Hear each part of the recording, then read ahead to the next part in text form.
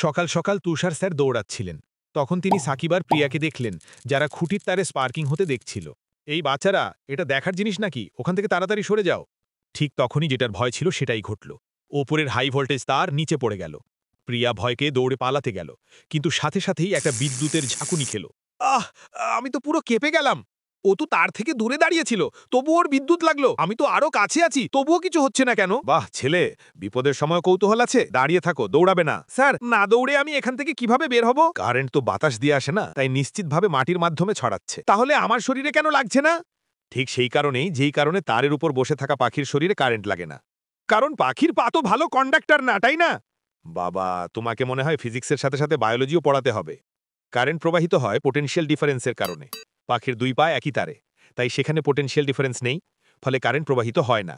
একইভাবে তোমার শরীরেও কারেন্ট প্রবাহিত হচ্ছে না। পোটেনশিয়াল ডিফারেন্স বোঝায় দুটি বিন্দুর মধ্যে শক্তির পার্থক্য কত।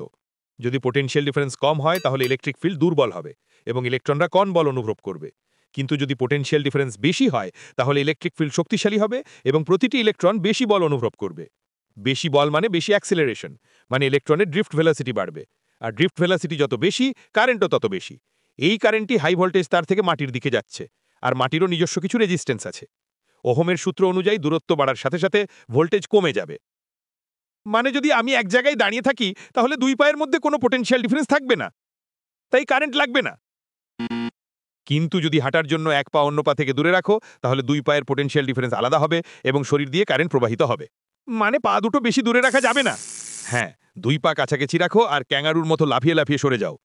খুব ভালো, আজ তো ফিজিক্সই জীবন বাঁচালো। কিন্তু স্যার, তারপর আর আগে তো আমার পোটেনশিয়াল ছিল শূন্য।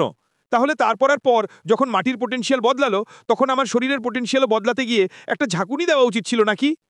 দারুণ প্রশ্ন করেছো তুমি ছেলে। এর উত্তর আপনারাই বলুন। এরকম মজার ছলে বিজ্ঞান শিখতে চাইলে এখনই সাবস্ক্রাইব করুন।